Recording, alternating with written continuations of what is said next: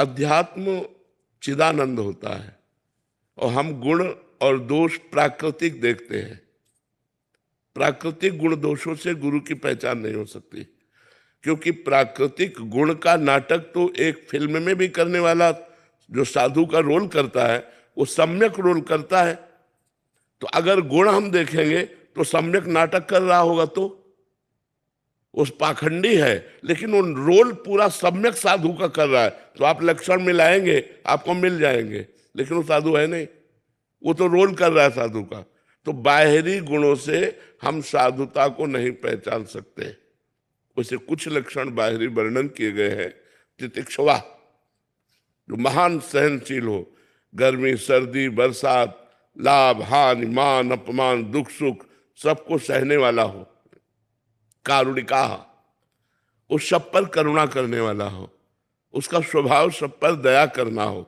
सर्वभूत हिते रताहा, वो समस्त भूतों में हित की भावना रखता हो और स्वयं भगवान के चरणारविंद की भक्ति से युक्त, और जो उसके सामने पहुंच जाए उसको पहुंचते ही शांति, एक ऐसा अपनापन लगे कि इनको मैंने देखा पहली बार लेकिन लग रहा है ये मेरे अपने हैं, और उनके वचनों से हमारा अध्यात्म जागृत हो जाए।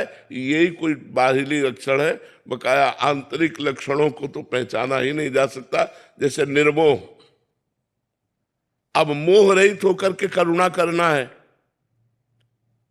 यही महापुरुषों में होता है। वो प्यार का नाटक करते हैं, सबसे प्यार का नाटक करते हैं, लेकिन उनका किसी से प्यार नहीं होता, एकमात्र परमात्मा से प्यार होता है। वो परमात्मा में अपने चित्त को रखते। कारुणिका, करुणा करनी है लेकिन निर्ममो निरहंकारा, करुणा करते हुए ममता और अहंकार ना आने पावे।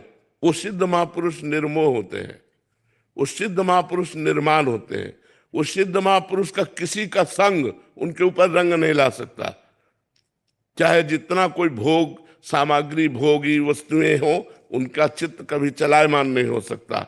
वो जित संग दोषा, निरंतर आत्मस्वरूप में स्थित रहते हैं, द्वंद्वों पर विजय प्राप्त किए होते हैं, सुख दुख में समान भाव रखते हैं। ऐसे महापुरुष भगवत प्राप्त होते हैं। ऐसे भगवत प्राप्त महापुरुषों को गुरु बनाना चाहिए।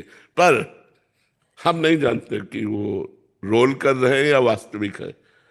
भगवान तो जानते हैं ना, तो हमें सर्वप्रथम भगवान को गुरु बनाना चाहिए कि भगवान श्री कृष्ण ही हमारे गुरु हैं, और फिर उनसे प्रार्थना करें कि यदि आपको प्रगट रूप में गुरु देने की आवश्यकता है तो आप हमें पहुंचा दो या उनसे मिला दो, उनको हमारे पास पहुंचा दो या हम उनके पास पहुंच जाएं। तो भगवान जहां जोड़ेंगे वो सही जोड़ेंगे। हम किसी के प्रवचन से प्रभावित होकर, किसी की महिमा से प्रभावित होकर, तो पूर्व जन्म के पुण्यों से भी होता है। तो अब बहुत लोग सलाम कर रहे हैं, उनको सलूट कर रहे हैं, नमस्कार कर रहे हैं। तो बहुत लोगों का नमस्कार करना कोई साधुता का लक्षण नहीं।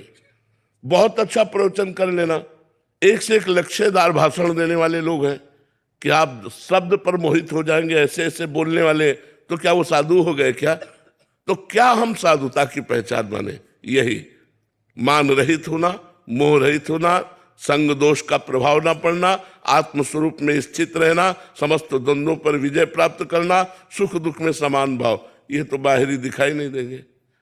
जितने हम लक्षण बता रहे हैं सब आंतरिक है। तो आंतरिक लक्षणों का बाह्य नाटक तो कोई बहुत अच्छे ढंग से कर सकता है। जो नाटक करता है वो बहुत अच्छे ढंग से कर सकता है कि सही महात्मा में त्रुटि हो सकती है, लेकिन नाटक करने वाले में त्रुटि नहीं मिलेगी, क्योंकि वो नाटक कर रहा है। इसलिए बच्चा, ये साधुता का वेश ऐसा है जैसे गंगा जी में सब कुछ समा जाता है, चाहे जो नाला डालो चाहे डालो, सुरसर मिले तो पावन कैसे। ऐसे इस वेश में असली नकली कई प्रकार के होते हैं। तो आप पहचाने नहीं जा सकते कि असली कौन है, क्योंकि बाहरी गुण माया जनित है, और माया जनित गुणों से वो मायातीत होता है, वो गुणातीत होता है। तो महात्मा को कैसे पहचाना जा सके?